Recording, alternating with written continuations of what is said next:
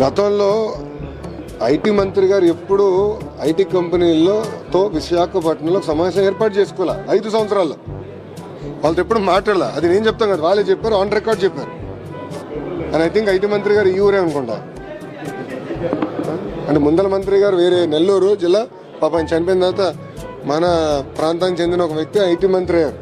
ఆయన కోడిగుడ్ల గురించి మాట్లాడాడు తప్ప ఈనాడు ఐటీ గురించి, పెట్టుబడుల గురించి ఏం మాట్లాడదా. మేము ఒక ఫోకస్డ్కి వెళ్తున్నాం. సో ఫస్ట్ 100 days ఉన్న ప్రాబ్లమ్స్ మనం రిజాల్వ్ చేసుకోవాలి. ఇప్పుడు మీరే చూస్తారు, టాటా సన్స్ చైర్మన్ చంద్ర గారు వచ్చారు. గతంలో ఇప్పుడు వచ్చారా ముఖ్యమంత్రి గారు కలిసి? ఆయన వచ్చి ఆంధ్ర రాష్ట్రానికి పెట్టుబడులు ఎట్లా అట్రాక్ట్ చేయాలని దానిపైన ఒక టాస్క్ ఫోర్స్ వేస్తున్నామంటే ఆయన వైస్ చైర్పర్సన్గా ఉంటానని చెప్పారు. అంటే ముఖ్యమంత్రి గారు చైర్పర్సన్గా, చంద్ర గారు లాంటి వ్యక్తి వైస్ చైర్పర్సన్గా.